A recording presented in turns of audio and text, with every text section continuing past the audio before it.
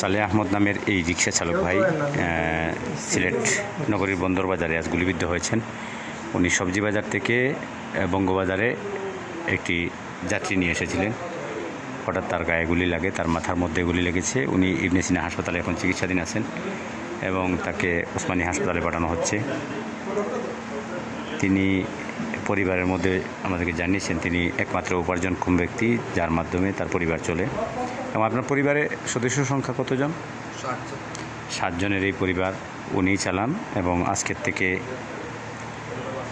আজ আয় রোজগারের পট্টি বন্ধ হয়ে গেছে।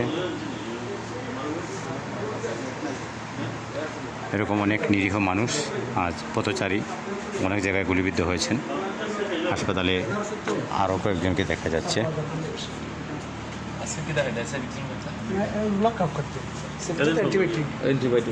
সিলেটের কর্মী আহত হয়েছে। ঠিক আছে।